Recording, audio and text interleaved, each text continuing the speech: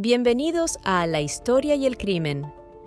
Hoy exploraremos la vida y trágica muerte de Martin Luther King Jr., un líder icónico en la lucha por los derechos civiles.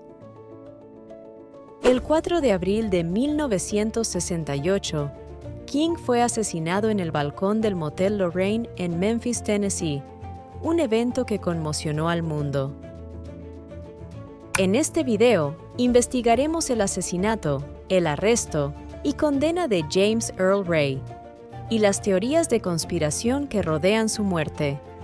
Acompáñennos a desentrañar los hechos y misterios detrás de uno de los crímenes más impactantes de la historia moderna. Martin Luther King Jr. nació el 15 de enero de 1929 en Atlanta, Georgia, en el seno de una familia afroamericana de clase media. Su padre era pastor de la Iglesia Bautista y su madre era maestra. King creció en una sociedad profundamente segregada, pero sus padres y su comunidad le inculcaron el valor de la educación y la lucha por los derechos civiles. King asistió a Morehouse College, donde se graduó en sociología en 1948. Posteriormente, estudió teología en Crozer Theological Seminary y obtuvo su doctorado en teología sistemática en la Universidad de Boston en 1955. Fue durante su tiempo en la universidad cuando King comenzó a desarrollar su enfoque filosófico y estratégico hacia la no violencia, inspirado en Mahatma Gandhi. En 1955, King se convirtió en líder del movimiento por los derechos civiles tras el arresto de Rosa Parks, que se negó a ceder su asiento en un autobús a un hombre blanco. King organizó el boicot a los autobuses de Montgomery, una acción que duró 381 días y culminó con la desegregación de los autobuses en Montgomery. Su liderazgo en este movimiento le valió reconocimiento nacional. Durante la década de 1960, King lideró numerosas marchas y protestas pacíficas en todo el país, destacándose por su elocuencia y su compromiso con la no violencia. En 1963, organizó la famosa Marcha sobre Washington, donde pronunció su emblemático discurso I Have a Dream. En 1964, fue galardonado con el Premio Nobel de la Paz. Si te gusta nuestro contenido, no olvides suscribirte y darle like. El 4 de abril de 1968, Martin Luther King Jr. fue asesinado en Memphis, Tennessee, mientras estaba en el balcón del Motel Lorraine. Estaba en Memphis para apoyar una huelga de trabajadores sanitarios afroamericanos. Su muerte fue un duro golpe para el movimiento por los derechos civiles y provocó disturbios y manifestaciones en todo el país. James Earl Ray, un delincuente con un largo historial, convicto y armado, de 40 años que había escapado de la penitenciaría estatal de Missouri en Jefferson City, fue arrestado en Londres después de una búsqueda internacional de 2 meses. Su arresto se produjo en el aeropuerto Heathrow de Londres el 8 de junio de 1968, 2 meses después del asesinato. Ray fue extraditado a Tennessee, donde se declaró culpable del asesinato de Martin Luther King Jr. y fue condenado a 99 años de prisión.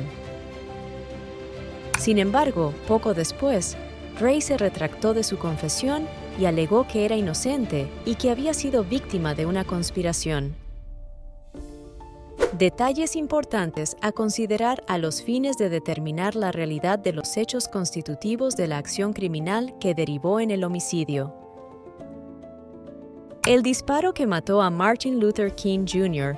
fue realizado desde la ventana del baño en la parte trasera de una pensión en South Main Street, Memphis, Tennessee.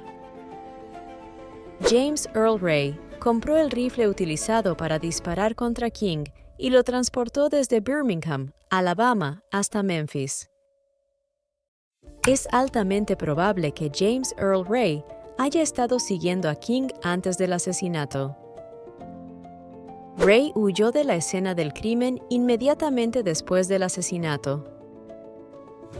Su coartada y otras pruebas supuestamente exculpatorias no fueron consideradas creíbles.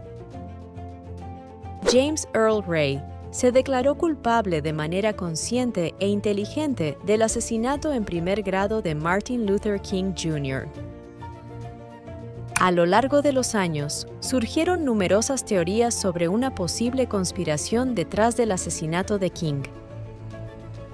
En 1999, la familia de King ganó un juicio civil que concluyó que su muerte fue el resultado de una conspiración que involucraba a agencias gubernamentales.